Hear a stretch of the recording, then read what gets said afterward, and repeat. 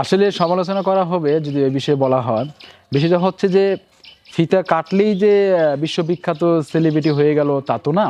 বিষয়টা হচ্ছে এরকম যে আসলে ফিতা কাটাটা একটা ফ্যাশন হয়ে গেছে সবার। সেটা টাকার বিনিময়ে হোক বা অন্য কোনো প্রসঙ্গে হোক।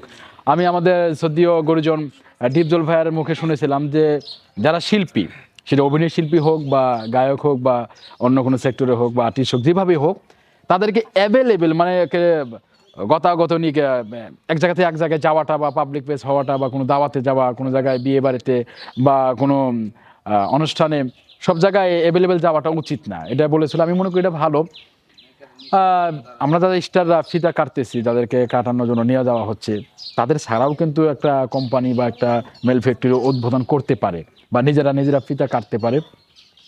এদেরকে এক শ্রেণীর লোক আছে যে হাস্যকর মনে করছে, আবার কেউ ভাবতেছে যে হয়তো নিজেদের কাজ কমে গেছে, পাবলিসিটি পাওয়ার জন্য বা পরিচিতির জন্য ফিতা কাটতে যাচ্ছে, আবার কেউ ধরে নিতে টাকার জন্য যাচ্ছে।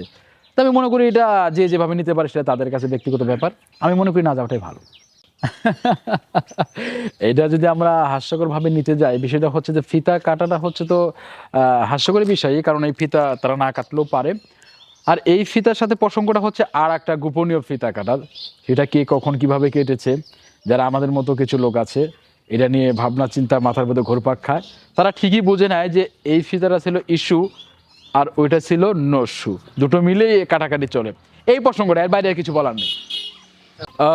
যারা একেবারে সাধারণ পাবলিক, তারা কিন্তু অনেক সময় যারা শিল্পী, যাদেরকে যারা চেনে জানে দেখে, তারা তাদেরকে বিশ্বাস করে, তাদের মুখের কথাটা ভালো মনে করে যে এটাই সত্য, এটাই সঠিক। এটা ভেবে অনেক সময় সব কোম্পানি সব পণ্য তো আর 100% খাঁটি না বা সঠিক না। 2 নম্বর সব কিছু মিলে ভেজাল ভরা বাংলাদেশ, সবাই জানেন ভাই। এদের শো দেখে, এদের কথার উপর ভিত্তি করে বা এদের বিজ্ঞাপন দেখে অনেক সময় 2 নম্বর পণ্য কিনে প্রতারিত হচ্ছে সাধারণ পাবলিক, কারণ তারা তাদেরকে দেখে বিশ্বাস করে যে আহারে এমন ম্যাডাম, অমুক আপা, অমুক নায়িকা তো এই জিনিসটা ব্যবহার করছে, নিশ্চয়ই ভালো। তা আমি মনে করি এদেরকে ধোকা দেওয়া হচ্ছে। এটাও অপরাধযোগ্য বা অপরাধের মধ্যেই পড়ে, এটা না করাই ভালো। অনেকে বলছে তারা সিনেমাতে কোনো সুযোগ পাচ্ছে না, আগে যেরকম সুপারস্টার হয়েছে এখন বর্তমানে সিনেমা পাচ্ছে না, যে কারণে তারা বিভিন্ন জায়গায় ওই ফিতা কাটা বলেন বা শোরুম উদ্বোধন করা বলেন, এই জন্য তারা কাজ না পেয়ে তারা এগুলো করছে। আসলে আপনি একজন অভিনেতা হিসাবে আপনি কি মনে করেন? হ্যাঁ, কথাটা বাস্তবতার সাথে মিল আছে, বিষয়টা এরকমই হয়ে গেছে। কারণ দেখুন, সুপারস্টার শাকিব খান, যদিও গুণীজন তার কথা বলছি, তার ওই মার্কেটিংটা ইউটিউবেই হচ্ছে।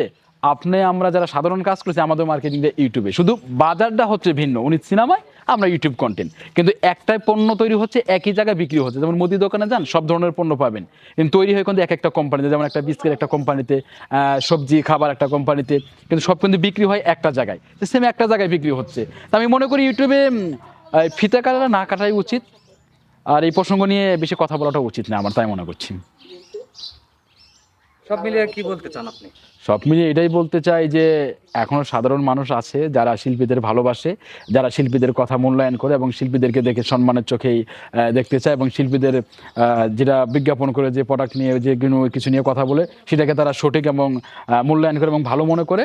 কিন্তু এই যে সামান্য কিছু টাকার জন্য বিজ্ঞাপন করতে গিয়ে এই মিথ্যা ছড়িয়ে দেওয়া বা একটা ভুয়া প্রোডাক্টকে বা ভুয়া কোনো জিনিসকে বা কোনো পণ্যকে এই পাবলিকের মধ্যে ছড়িয়ে দেওয়াটা না দেওয়াই ভালো।